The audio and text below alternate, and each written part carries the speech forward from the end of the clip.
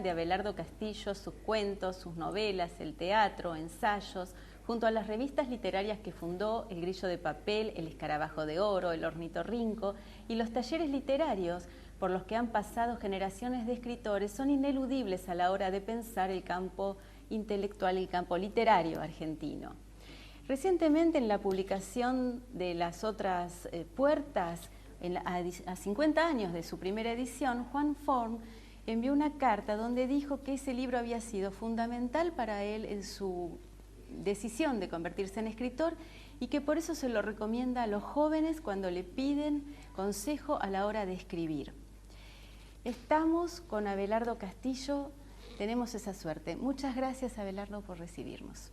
Bueno, gracias por estar acá y por lo que has dicho, que creo que en una gran medida es inmerecido. No, para nada inmerecido. Y justamente a eso va mi primera pregunta, ¿no? ¿A cómo se siente en estos momentos cuando recibe no solo comentarios como este tipo de la carta de Juan Forn, el seguimiento de los lectores que le son leales, el de los nuevos porque están reeditando ahora toda su obra, y el Gran Premio de Honor de la SADE que le dan ahora en el 2011?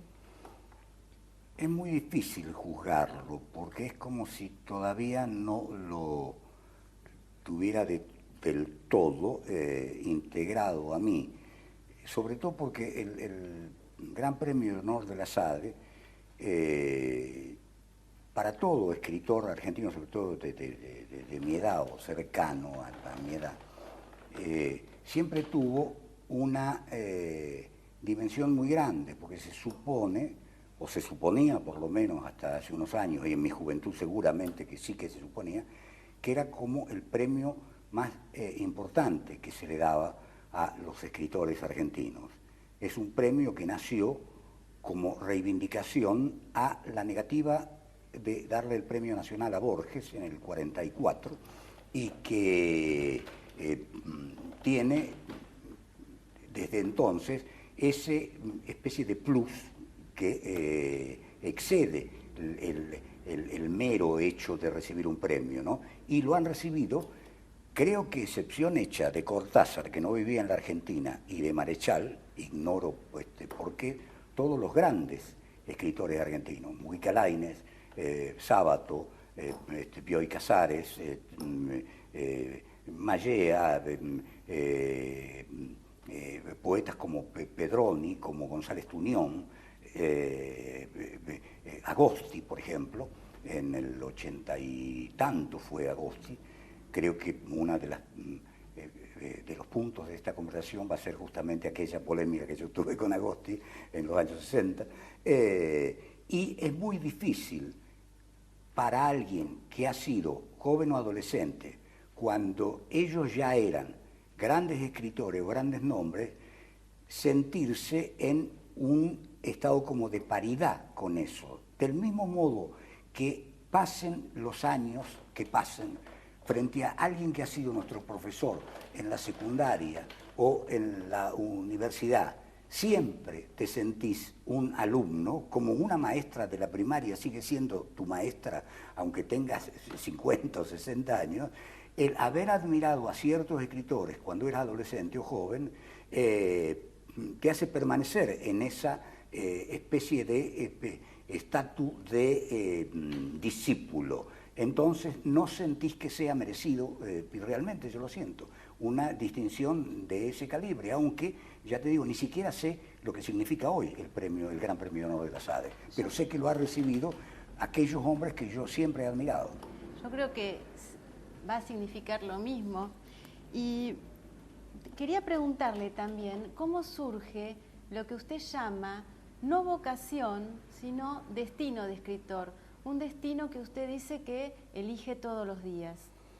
Es que creo que el destino de escribir, y el destino en general se elige todos los días, sin duda hay una predisposición natural para las artes o para la creación en determinadas mujeres o determinados hombres, que hacen que en algún momento de su vida elijan la pintura, la música, el cine o la literatura. Esa predisposición que en la adolescencia es genérica, en la adolescencia de pronto uno siente necesidad de pintar o de dibujar, tanto como de hacer una película o ser actor o escribir. Llega un momento en que se canaliza en una sola dirección, y está muy bien que se canalice, porque creo que una cosa se puede hacer únicamente en serio cuando se hace esa sola cosa y hasta el fondo. Pero en el momento en que se decide eso, ya esto deja de ser una vocación o una predisposición para transformarse en una elección. Entonces, es un destino, pero no un destino determinado por la divinidad, como he dicho ya tantas veces, o por las fuerzas del mal, ni el demonio ni Dios operan en esto, o por lo menos supongo que no operan. Nunca hay que predecir demasiado sobre todo sobre la fuerza del mal. Y a partir de ese momento empieza a ser un destino elegido, pero un destino elegido por aquel que lo elige, no un destino determinado por alguien que elige por uno. Entonces, en ese sentido, la literatura, a partir de un momento de mi vida, siempre fue una elección. Y esa elección no es una elección que vale de un día para siempre. Es una elección que hay que renovar siempre, como el amor, como la paternidad, como cualquier cosa que hagan los hombres, ¿no? Usted hizo otras elecciones. Por ejemplo, nacer en San Pedro, porque usted nació en Palermo, después Claro. vivió en Caballito, Sí. y después se fue a vivir a San Pedro, pero Claro. en la mayoría de las notas biográficas y en muchas oportunidades dice Abelardo Castillo nació en San Pedro. Sí. Quisiera que me cuente por qué esa elección y algo de su infancia. Bueno, en realidad yo fui engendrado en San Pedro. Mis padres me concibieron en San Pedro. Vinieron a Buenos Aires y nací en Buenos Aires, pero siempre viví a caballo entre San Pedro y Buenos Aires, y entre el barrio de Caballito, donde estaba la casa en que yo vivía, y el pueblo en el que digo haber nacido. Pero de alguna manera soy las dos cosas. Hace un momento justamente estaba explicándole a alguien que para mí es relativamente difícil hablar de esto, porque pertenece al territorio de mi infancia, y mi infancia fue 3 infancias, pero no sucesivas, sino simultáneas. Mi infancia en Buenos Aires, mi infancia en San Pedro y mi infancia en el Colegio Salesiano Wilfrid Baron de los Santos Ángeles es una especie de misma infancia que en algún sentido ocurrió al mismo tiempo. Digamos, el sentido espiritual ocurrió al mismo tiempo. Soy consciente de que esas cosas no ocurren en la realidad. De ahí que en algún cuento mío, en el de Curión, por ejemplo, esto le pasa a un personaje que siente como que ha vivido vidas que no son paralelas, sino que son simultáneas, como si hubiera estado en 2 lugares al mismo tiempo. A mí me pasa en 3 lugares al mismo tiempo, ¿no? Y mi infancia está hecha de las calles de San Pedro o de las calles de Caballito, de la Plaza Irlanda o de la Plaza Constitución en San Pedro, de la iglesia de Buenos Aires o de la iglesia de la Asunción acá en Caballito, o la iglesia del Socorro en San Pedro, o de los patios y las arcadas y los claustros del Colegio Don Bosco. En una oportunidad usted dijo que en sus cuentos hay un hecho central a partir del cual se teje toda la historia, y que eso cree que le pasa también a las personas, pero que muchos individuos no se dan cuenta. Yo quisiera que usted nos diga cuáles son, o cuáles cree usted que son esos hechos determinantes a partir de los cuales se fue articulando su propia historia. Bueno, es que tal vez yo sea de las personas que no se dieron cuenta. Lo que sí sé es que en la vida humana hay determinados momentos en que uno elige un destino y lo elige como para siempre, aunque luego tenga que elegirlo todos los días. Es en el momento en que alguien sabe realmente quién es. Yo sitúo este descubrimiento de mí mismo alrededor de los 22 años, que es cuando empecé a escribir El otro Judas y sentí que era un escritor y sentí que debía quemar mis versos para escribir en prosa. En ese momento elegí al escritor que soy hoy, pero también he hecho otro tipo de elecciones. Ocurre una sola vez en la vida, pero en un sector de nuestra realidad. Afectivamente también ocurre alguna vez, y en cuanto a la literatura, yo te digo, yo lo sentí muy fuertemente alrededor de los 22 años. justamente cuando comienza a escribir, yo leí o vi una entrevista donde dice que a esa edad, y lo hizo para empezar a conocerse a sí mismo, y al mismo tiempo para indagar o ahondar en hechos o en cuestiones esenciales o problemáticas, y al mismo tiempo leía mucho, sí. Y que también leía Sartre. Entonces mi pregunta es, ¿cómo cree usted que esas lecturas filosóficas influenciaron su obra, lo influyeron? Yo creo que es posible rastrear mucho de Sartre en sus obras. Ahora, no sé en qué entrevista puedo haber dicho esto de escribir para conocerme a mí mismo, salvo que haya sido una inferencia que sacó el entrevistador, porque no es exacto. El impulso de escribir en un escritor es algo que tiene que ver, en un escritor de ficciones, ¿no?, con el de crear ciertos mundos paralelos, con el de llenar un vacío que no es de algo que no está en la realidad, y que pertenece a recónditos momentos de su vida personal y tal vez los explique la psicología, por ejemplo, ¿no? Sí he leído para conocerme a mí mismo, he leído a otros autores que me ayudaron a conocerme a mí mismo. El acto de escribir como creación pertenece a la creación de un mundo en el que viven mis personajes, y que uno pueda llegar a conocerse luego de escribir puede ocurrir, pero yo creo que lo que hay en el acto de escribir es como una búsqueda de lo estético, es una búsqueda de lo bello a través de aquello que tenemos a nuestro alcance, los pintores a través de la pintura, los músicos a través de la música, los poetas y los prosistas a través de la literatura, ¿no? Pero es cierto que la literatura en general, la literatura de los otros, fue para mí un modo del conocimiento. Cuando yo leo a Sartre, o leo a Rilke, o leo a Borges, o leo a los grandes filósofos antiguos o modernos, estoy de alguna manera buscando algo que está en mí y que trato de encontrar. Y en ese sentido, sí, es una búsqueda del conocimiento. Pero en cuanto a lo estético, creo que la creación literaria es una búsqueda de lo bello, por decirlo de alguna manera, ¿no? Esto hay que entenderlo exactamente como es. No quiere decir de lo bonito, de lo simpático, de lo agradable. Hay una diferencia muy grande entre lo bello y lo bonito. Por ejemplo, nadie puede decir qué bonita que es la Capilla Sixtina o qué bonita son las obras de Bach. Es decir, la belleza es un criterio donde entra hasta la fealdad, porque la degollación de los inocentes de Tintoretto se supone que era una obra muy bella. Sin embargo, el tema de la degollación no tiene nada de bonito, ni de agradable, ni de bello, ¿no? Y vale decir que no estoy haciendo una estética simplista, sino que estoy de alguna manera poniendo las cosas en el lugar donde yo las encontré.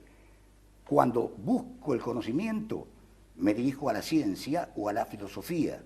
Cuando busco lo estético, me dirijo a la poesía o a la pintura o a la música, ¿no? Y siguiendo con Sartre y con lo que de alguna manera ya adelantó al principio de la entrevista, usted siguió muy atentamente el debate entre Sartre, Camus, respecto al rol del intelectual, y ese debate se replicó acá en la Argentina con algunas personalidades, entre ellas con el intelectual del Partido Comunista Héctor Agosti. Sí. Yo quisiera que nos cuente cómo fue ese debate, que nos ubique un poco temporalmente y que nos diga si a usted le parece que este tipo de debates tendría vigencia en la actualidad. Son varias preguntas, ¿no? La primera requiere una pequeña introducción, que es la relación de un escritor con la filosofía, por ejemplo. En realidad, cuando yo era adolescente, cuando iba todavía al secundario, tenía la intención, por supuesto candorosa y desproporcionada, de estudiar 2 carreras luego de recibirme en el Nacional, que no eran la literatura, no tenía nada que ver con las letras. Yo nunca quise ser un alumno de la Facultad de Letras. Sí quería estudiar filosofía y sí quería estudiar ciencias exactas. Y pensaba que era posible seguir esas 2 disciplinas, ¿no? Ciencias exactas para conocer, digamos, la estructura matemática del universo, y filosofía para descubrir qué significa el hombre dentro de ese universo. Por supuesto que era un propósito desmesurado y candoroso, pero como ya he dicho otras veces, ¿por qué no ser candoroso a los 16 o 17 años? Tenemos casi la obligación moral de ser candorosos, ¿no? Por supuesto, eso no se pudo cumplir, entre otras cosas porque me expulsaron del colegio antes de que terminara la carrera, pero siempre seguí sintiendo que la filosofía era una de aquellas disciplinas que estaban muy cercanas a mi necesidad de comprender el mundo. Buena parte de mi biblioteca está formada por libros científicos o por libros filosóficos, y leí a los grandes filósofos desde muy joven. Es muy probable que el primer filósofo que yo haya leído haya sido, como casi todos los adolescentes, lo debo haber leído a los 14 o 15 años, el Nietzsche de Zaratustra. Pero luego me tomé el trabajo de leer, y esto no es una metáfora, es realmente así, la obra entera de Nietzsche. Los 15 volúmenes que había publicado Aguilar en esa época, los tengo leídos y anotados. Y aprendí además cómo se debe leer. A Nietzsche se debe leer contra la corriente, contra el pensamiento de Nietzsche. Es un pensamiento que exige permanentemente la discusión con el autor. Es el único modo, no solo de comprenderlo, sino de sacar algo útil de la lectura de Nietzsche y diría de casi todos los filósofos. Ese primer Nietzsche, el del Zaratustra, me llevó a las ideas filosóficas. Debo haber leído casi inmediatamente Schopenhauer. Schopenhauer me ha llevado a la filosofía griega, leí los presocráticos, lo que parece muy desmesurado, pero los presocráticos se pueden leer en una tarde. Es decir, en la sala de espera de un dentista se pueden leer todos los presocráticos, porque han dejado muy poco. Leí luego a Platón con los filósofos contemporáneos que me importaban, entre los que estaba Sartre, muy pariente de Nietzsche. Y un día descubrí que la lectura total de la filosofía no pertenece al campo de la filosofía, sino al campo de los profesores de filosofía. Entonces hice lo mismo que con mi formación literaria. Empecé a leer aquellos filósofos que estaban de alguna manera cercanos a mí o que formaban una familia, no para saber filosofía, sino para crear una especie de familia espiritual. Entonces ahí sí fui a parar de Nietzsche a Sartre, de Sartre también a Camus, de Camus, Sartre a Pascal, y naturalmente al primero de todos, que creo que lo leí antes de haber tenido en las manos un libro de Nietzsche, que es Kierkegaard. En mi primer libro, la primera cita que aparece es una cita del concepto de la angustia de Kierkegaard. Y entonces leí como en una dirección.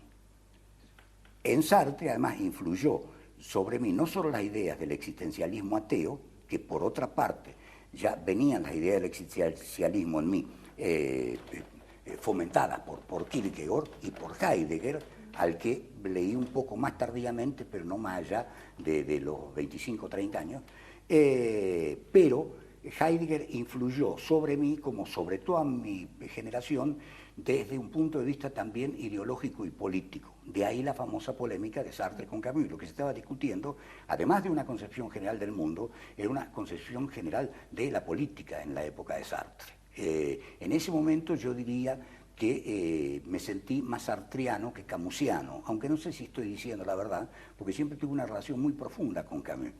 El argelino que había en Camus era un argelino que se conectaba con mi propio argelino, con ese outsider que venía de San Pedro y que estaba fuera de los círculos literarios o de los círculos culturales o filosóficos de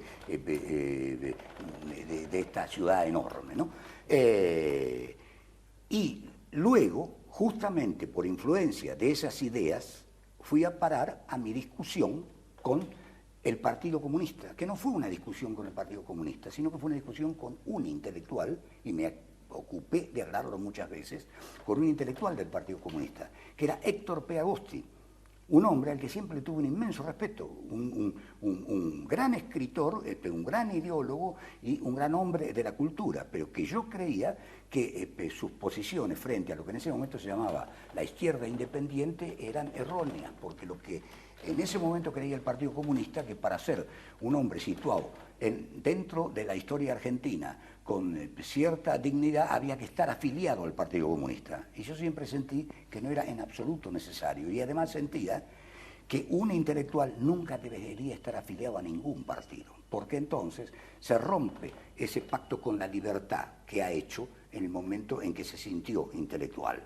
Debe aceptar las líneas de partido, esté de acuerdo o no con esas líneas de partido. Es casi una cuestión de moral de partido aceptar las líneas de partido, pero una cuestión que rompe el pacto que tiene que tener un escritor intelectual con la ética, que es una concepción que abarca a la moral. Una cosa es la moral, que son los usos y costumbres de un grupo, de una secta, de un pueblo, y otra cosa es la ética, que es la relación del hombre y su conducta con los hombres en general, ¿no? Entonces siempre pensé que un escritor no puede estar afiliado a un partido porque cuando es un intelectual debe ser un hombre molesto y siempre crítico. Esa fue, digamos, el origen de mi discusión con Agosti. ¿Te interesa? Sigo hablando. Por supuesto. Además creo que Agosti justamente nunca pudo salir de eso, claro. Porque él... Bueno, pero él era un funcionario del partido, claro. Él tenía la obligación, ya te digo, moral, de defender sus ideas y defender las líneas del partido. Yo no estaba afiliado al partido, él, pero además era uno de los dirigentes morales del partido y era una de las conducciones ideológicas del partido. Sí.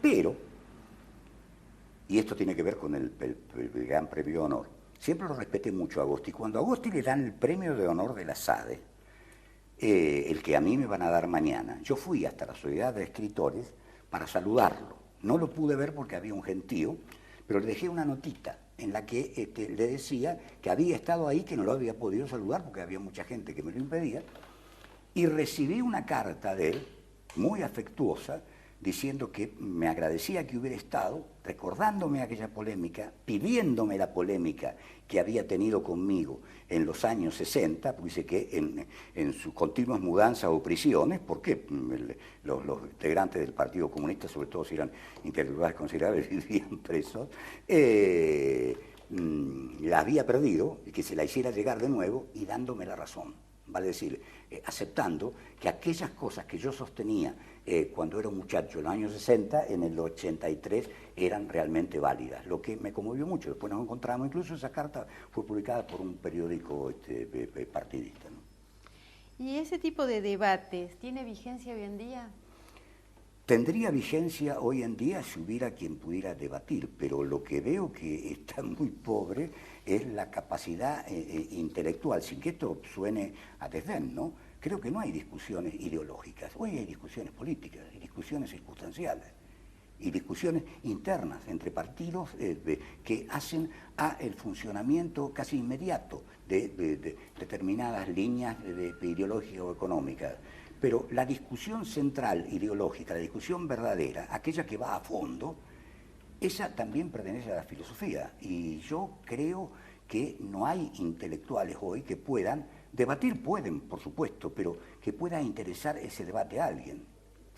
Algo que señalé hoy mismo justamente, hace un rato, hablando de cosas análogas a esta.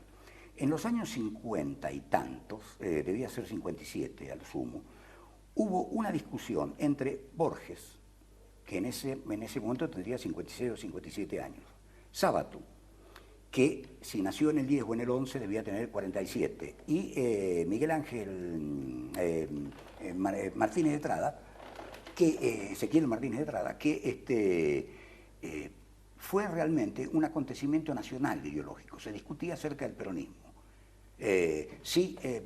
Lo que significaba, si había sido bueno o malo, etc. Sábato, que siempre había sido un hombre antiperonista, había pegado como una vuelta y veía las cosas de otro modo. También Martínez Estrada, que de ahí deriva hacia la izquierda y luego terminará exiliado en Cuba.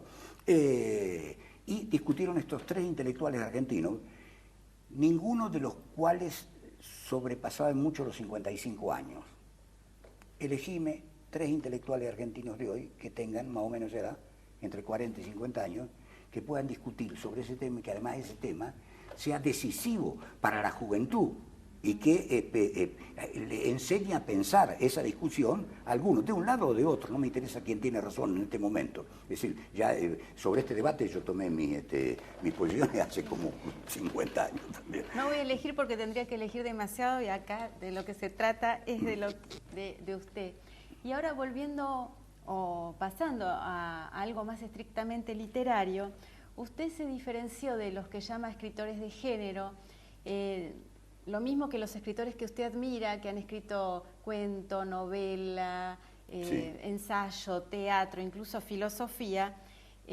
Usted se siente de ese, y es de ese tipo de escritores, y dice que en realidad la literatura es el género, y sí, que bajo todo esto subyace la poesía. Sí. O Poesía, bajo todo esto o sobre todo esto. sí, ¿no? Sí. Y la poesía que usted escribe, pero que nos dijo hace un rato, quemó en su juventud y que aún escribe pero mantiene la intimidad. ¿Por qué? ¿Será porque no me considero poeta, aunque escriba, aunque haya escrito versos? Siempre sentí que mi modo de expresión era la prosa, pero nunca pude dejar de escribir versos. Y hay una cosa muy curiosa en mi relación con la poesía. Cuando yo escribo un cuento, un ensayo, una novela o un drama, sé perfectamente que eso va dirigido a alguien y que es la libertad de ese alguien que lee con mi libertad al escribirlo lo que conforman realmente la obra literaria.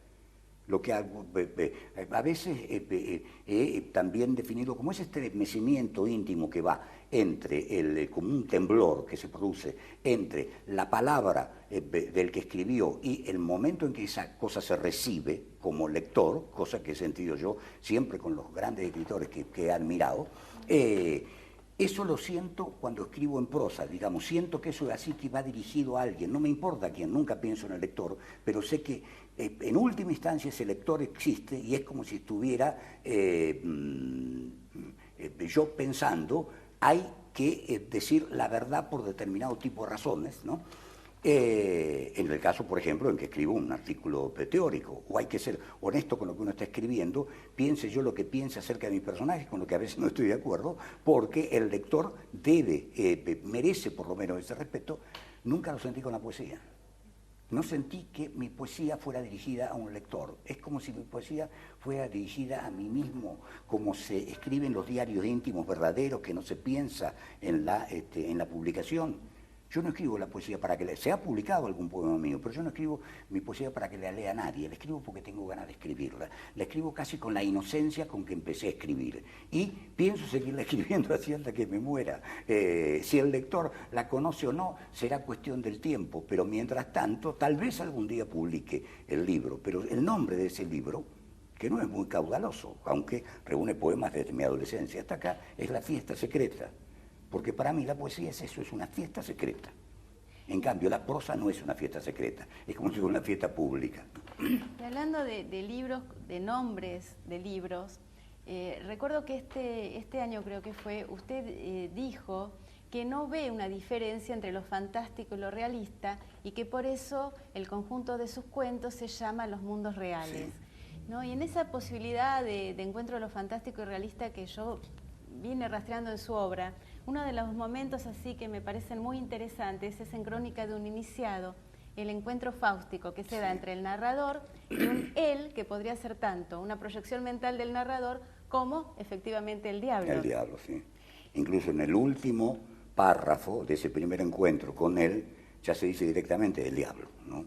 Y ahí veo, bueno, preocupaciones religiosas, bíblicas, filosóficas, sí, que pueden rastrearse en muchas obras, desde Salomé, El otro Judas, la obra de teatro, y en El otro Judas están relacionados con el Evangelio según Van Houten. Sí.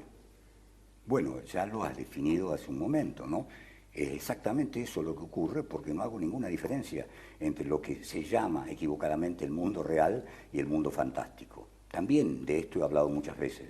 Nuestro mundo onírico, nuestros sueños, nuestros deseos, nuestras preocupaciones religiosas, nuestros temores, pertenecen tanto a la realidad como los hechos cotidianos. estar con un amigo, tomar café, abrazar a una mujer o acariciar la cabeza a un chico, eso es la realidad. Pero lo que hemos soñado anoche, la pesadilla que hemos tenido, aquellas cosas incluso inconfesables que todos los seres humanos tienen, también es la realidad. Y sin ese aspecto de la realidad, que abarca también lo religioso, sin ese aspecto irracional de la realidad estaría incompleta. No necesita ser Freud uno para darse cuenta que el mundo del onírico, el mundo de los sueños, es fundamental para la existencia del hombre. Por eso mis cuentos se llaman los mundos reales. Y por eso debería llamarse toda mi obra los mundos reales. Lo que pasa es que decidí llamársela nada más que los cuentos para poder escribir más que 2 libros, ¿no? Sí, más que 2 libros porque la temática es una temática importante porque está hablando del destino, del azar, del bien, del mal, de la realización en los personajes. De lo fantástico puro, es decir, de un fantasma que se le aparece a un personaje, como en Carpe Diem, por ejemplo. Una mujer que ha muerto que se le aparece al narrador, ¿no? Y muchas veces me sentí que hay muchos personajes masculinos que se sienten fracasados, pienso en el narrador del Evangelio según Van Houten, sí, en Crónica de un iniciado también, o directamente se sienten, o son malas personas, como puede ser en La madre de Ernesto, el narrador también de Hernán, del Marica, del Candelabro de Plata. Hay como una tendencia, ¿no?, a que estos personajes pareciera como que no han podido superar, no haber cumplido con esas ilusiones de juventud a veces desconmesuradas, ¿no? Puede ser, ese tipo de interpretación la dejo librada al intérprete, no puedo entrar dentro de la interpretación. Un escritor no se puede juzgar nunca como si fuera otro. Yo puedo hablar de mis libros, pero sobre todo puedo hablar de los libros ajenos.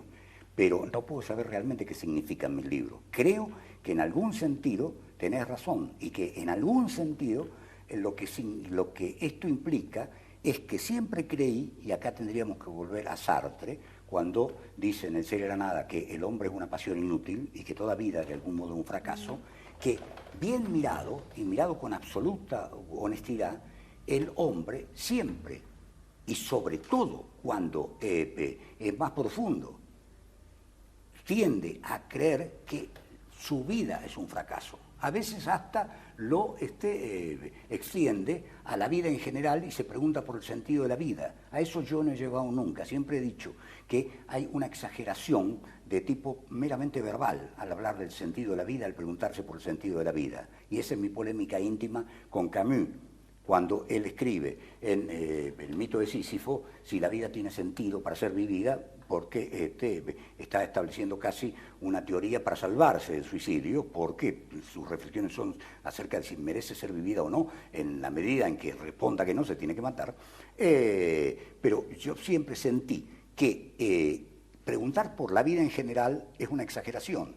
Hay que preguntar por mi vida. Mi vida tiene sentido, mi literatura tiene sentido, mi manera de vivir tiene sentido. Entonces, eso llevado al yo establece la pregunta en el verdadero lugar que va. Y cuando la planteas con seguridad y con veracidad sobre todo, empezás a pensar que tal vez esas grandes ilusiones que tenías a la salida de la niñez cuando entras en la adolescencia, todavía no se han cumplido y que hay algo de esencialmente fracasado en la existencia humana, pero en la tuya, no en la de los otros. Por eso uno puede justificar, yo puedo justificar la obra de Goethe, cuando señalo así es porque allá en esa biblioteca está Goethe, y si señalo así es porque por allá está Sartre, pero no puedo justificar mi propia existencia con mis libros. Vos podés decirme, sí, se justifican por tal y por tal causa, pero yo no lo puedo sentir. Para mí, mis libros y yo somos la misma cosa. En cambio, hay una cosa que es distinta de mí, que es la obra de Sartre, la obra de Borges, o la obra de Germán Hesse, o la obra de Rilke, que es probablemente el hombre por el que yo entré en la literatura, que la puedo ver con claridad y emocionado, pero que no puedo sentir de ninguna manera cuando miro mis libros. Así que es muy probable que ese sentido de la carencia, agregado tal vez a la separación de mis padres, y a cuanta cosa quieras ponerle a la vida humana, esté sin duda en mis cuentos y en mis novelas, ¿no? Y si me permite otra interpretación, ahora me gustaría ir a los personajes femeninos, al menos algunos que me impactaron mucho. Yo veo una gran diferencia entre lo que son las mujeres maduras y las jóvenes, ¿no? Sí. Por ejemplo, pienso en las madres abandónicas de la madre de Ernesto, de Conejo, en esa distancia que pone Hannah en el Evangelio según Van Houten, en diferencia de las jóvenes así etéreas, musas inspiradoras, como Cristiana en el Evangelio, como Graciela en Crónica de un Iniciado, como Milena en el cuento hermoso que publicaron en el tiempo de Milena. Y también me parece que hay como una diferencia y una cuestión muy bella respecto a la adolescencia, tanto de los personajes masculinos como en este caso de los femeninos, ¿no? Bueno, tal vez yo privilegio, en eso sí estoy de acuerdo, existe, y eso significa que veo la realidad, sí. Pero en cuanto, no es solo a la mujer adolescente, sino en cuanto a la adolescencia como momento de la vida humana. Yo creo que la adolescencia es casi un momento sagrado de la vida humana. Aquello que decía Rilke de Añez, yo muchas veces lo sitúo en la adolescencia, ¿no? Es donde leemos todos los libros, donde sentimos que las ideas caen sobre nosotros, donde queremos comprender todo. ¿Qué dificultad tiene un adolescente para entender, por ejemplo, una novela como El Demian de Hermann Hesse, que es una novela muy compleja y escrita por un hombre maduro, o para leer El Lobo Estepario? Yo no leí Demian de adolescente, pero leí El Lobo Estepario. El personaje del Lobo Estepario tiene 50 años, yo tenía 16 o 17 y me sentía totalmente identificado con él, y sentía que lo comprendía, lo que significaba sentir que estaba comprendiendo a Hesse, que estaba muy por encima incluso de su personaje. ¿Qué hay en la adolescencia que permite comprenderlo todo? No sé qué hay, pero sé que algunos hombres y algunas mujeres pueden mantener esa especie de estupor ante la realidad, que es el de la adolescencia, y esa especie de dolor ante la realidad, que es el de la adolecer de la adolescencia, y mantenerlo durante toda su vida. Y no necesitan ser creadores, son personas especiales durante toda su vida y miran el mundo de una manera muy particular, que es la que tenían en la adolescencia. En general, en mi opinión, se da entre los artistas, entre los grandes artistas, y otros pierden esa especie de virtud que da el mero hecho de ser adolescentes y se transforman en personas normales, dirigen empresas, o son no sé qué, políticos, o dentistas, o algo, pero o algo útil además, por otra parte. Muchas veces cuando le han preguntado, en reiteradas ocasiones, cuáles fueron sus autores de referencia, ha citado autores hombres, cosa que no es de extrañar porque mismo Victorio Campo o Virginia Woolf en su momento citaban la mayoría de autores hombres, que era lo que ellas tenían disponibles. Pero después de la Segunda Guerra Mundial y sobre todo después de los 60, de los 70, podemos hablar de una irrupción de la escritura de mujeres, muchas en nuestro país con las que usted ha trabajado, como Liliana Hecker, con Silvia Paraguirre. Y me gustaría que me cuente un poco de cómo vio ese fenómeno y qué piensa de la escritura de estas mujeres. Bueno, creo que es un poco posterior al fin de la Segunda Guerra, ¿no? Pertenece a una época más cercana a nosotros. Además, las escritoras que vos me citás son mucho menores que yo, vale decir que no las podría haber citado nunca. En realidad, en los 60, a las únicas escritoras que se podía citar de peso universal eran Virginia Woolf, Catherine Mansfield, Simone de Beauvoir, en el pensamiento tal vez a Simone Weil, y en la Argentina eran casi contemporáneas, escritoras como Beatriz Guido. A partir de determinado momento empieza así la irrupción de la mujer en general en la literatura, pero es bastante más tardía y mi generación está hecha casi sin duda por lo que podríamos llamar la literatura masculina, aunque la influencia de Simone de Beauvoir es muy grande también en mi generación, ¿no? Y estas escritoras nuevas, bueno, hablamos de la década del 70 para acá. ¿Cómo cree que esto puede cambiar, ¿no? Para los jóvenes, digamos, que ahora están leyendo y están leyendo a mujeres que ya tienen otra relación, incluso con la escritura que estas precursoras, ¿no? Y sin duda, y sobre todo yo diría que las mujeres deberían fijarse más en la literatura hecha por mujeres, ¿no? Hay escritoras como Mercedes Rodoreda, por ejemplo, que son escritoras de tamaño universal y que tienen una mirada del mundo que no es la de un hombre. Por supuesto que para la literatura no hay géneros, ¿no? Para el arte en general no hay géneros, pero hay una manera de mirar la realidad que es femenina, y hay un pensamiento femenino que está haciendo irrupción en el mundo desde hace no mucho tiempo. Hoy hablamos de el cuidado que hay que tener con ciertas especies, de las plantas, de los perros. Mi generación está formada por hombres esencialmente masculinistas. No utilizo la palabra machista porque me parece desagradable y errónea. Sería, ¿cómo llamarle?, embrismo al feminismo, ¿no? Y no creo en el machismo, pero sí creo que hay una cultura masculina que está dada por los grandes maestros de mi generación. No te olvides que yo ya he pasado hace un rato, los 70 años. Freud era un hombre que tenía una concepción masculina del mundo. Lo era Sartre también.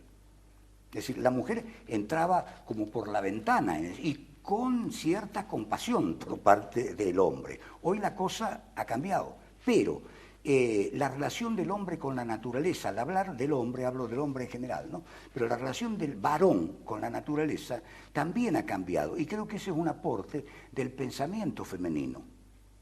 El hombre siempre fue un depredador de la naturaleza. El propio marxismo, en el que estuvo formada mi generación, hace casi abstracción de la naturaleza. La naturaleza era lo reaccionario. Para Sartre, la naturaleza era lo viscoso, lo feo, y para Freud ni existía la naturaleza, existía la interioridad del hombre. Ni siquiera existía lo femenino en algún sentido. Nunca se puso de acuerdo con el mismo Freud acerca de qué era el superior en una mujer, o si la mujer, del mismo modo que en el pensamiento religioso se discutía seriamente si la mujer tenía alma. En el pensamiento psicoanalítico siempre se discutió si la mujer tenía el superior y cuál era el superior de la mujer, ¿no?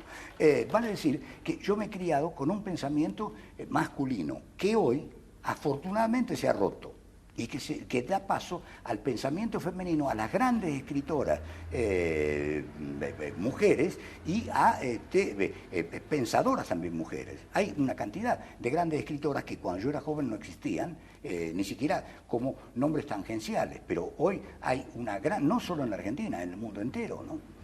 Claro.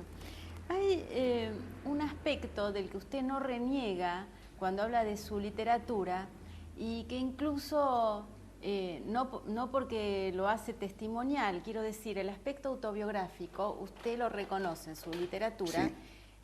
Y eso me parece muy interesante, porque incluso podría decirse que hay novelas como El que tiene sed que tal vez no podría haber escrito si usted no hubiera tenido experiencias como las que... Es cierto, hay un cierto tipo de novela que no se puede escribir si no se tiene experiencia real de lo que se está narrando. Un cierto tipo de novela. Novela tal vez como El que tiene sed.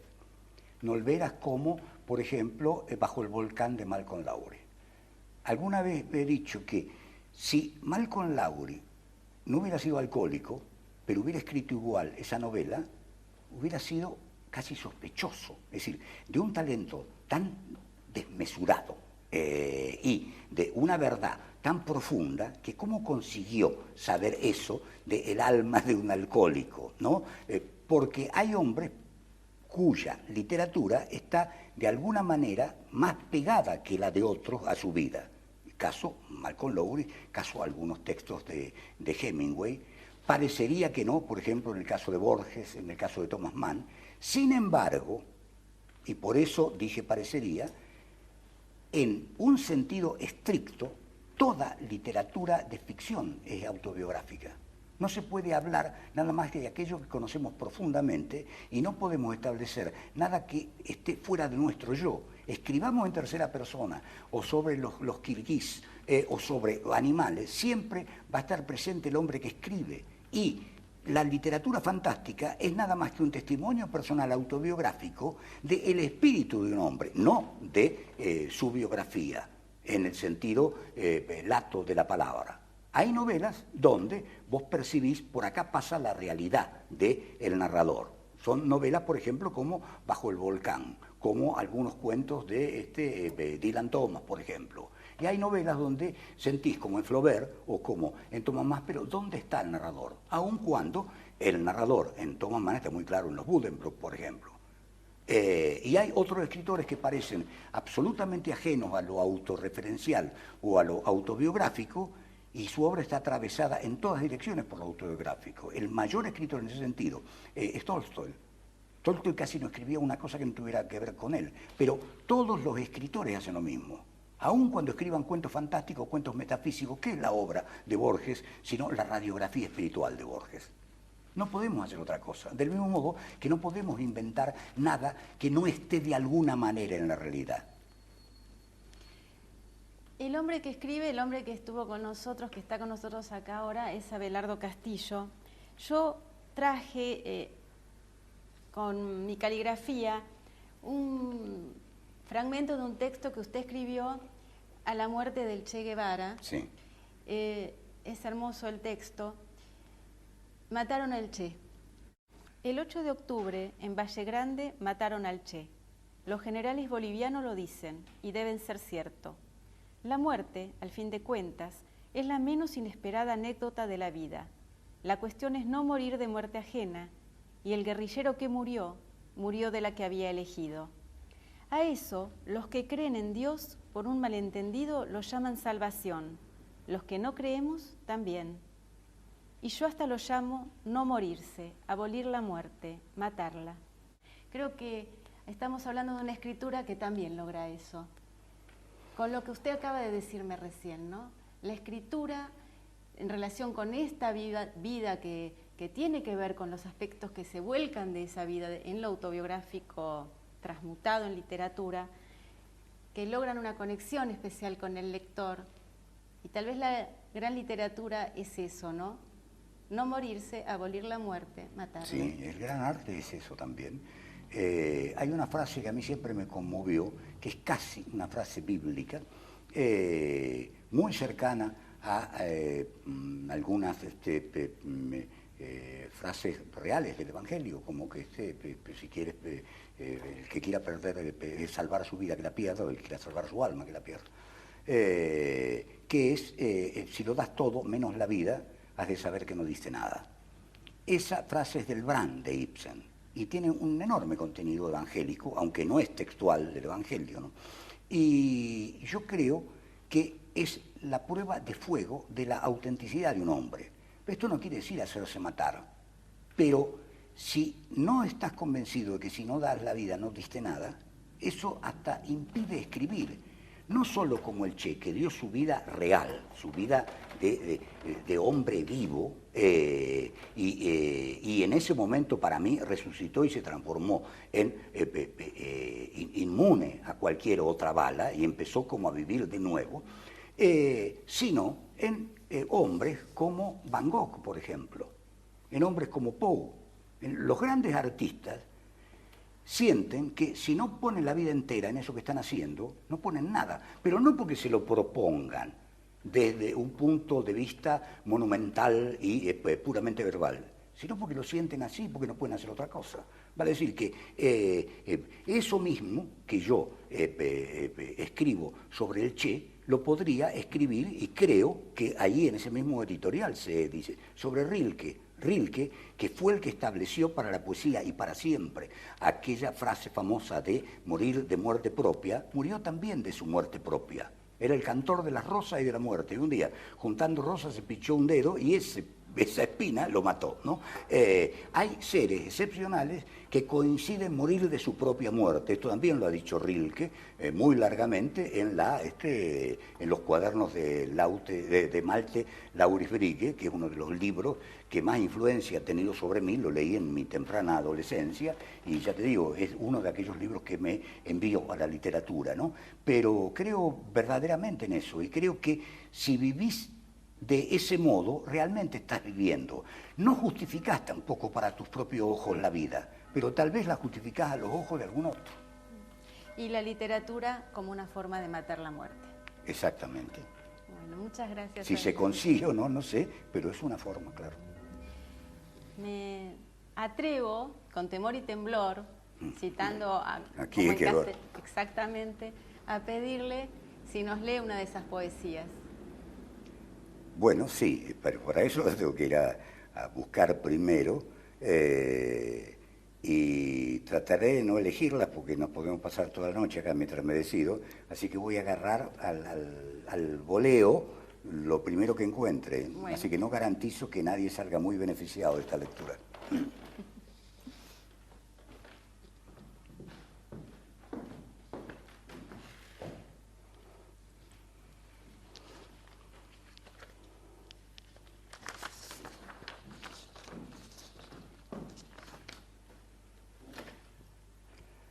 A mano no tenía uno que me hubiera gustado leer, que se llama Espejos, que está dedicado a Poe y a Borges. Tomé estos, unos de hace mucho tiempo y otro relativamente reciente. Me hubiera gustado leer el anterior porque es un poema tradicional, rimado, en endecasílabos. Estos son poemas libres, ¿no? Se llama Tres Dijes. Dijes son los adornos de las pulseras, como quien dice 3 monedas o 3. Salgo a remar de noche por el agua profunda de tus ojos, una larga ola parda donde mi amor deriva como un barco lento. A veces se oye una música muy triste dentro de tus ojos y hay como un estuario donde me gusta estar tendido de espaldas recordándote. 2. Pero a veces te odio, salgo a cazar de noche, humeo el aire, a divisar allá tu espinazo de corza, caer sobre tu flanco con un amor como un tropel de perros, partirte el corazón bajo la luna. 3. Mientras la noche se arma sobre el mundo, separados como 2 continentes, lejos como amantes polares, divididos por el ecuador simbólico del sueño. Y este que es bastante reciente, que se llama El Orante. En el exacto centro de mí mismo hay un hombre que reza cada noche. Yo lo dejo, tratando de no perturbarlo demasiado. Él ya olvidó el sentido de las palabras que murmura, pero reza de noche cuando cree que yo no lo vigilo. Muchas gracias, Abelardo. Gracias por compartir la poesía, esa zona de la intimidad, y por esta entrevista. Bueno, gracias a vos y a todos ustedes, claro.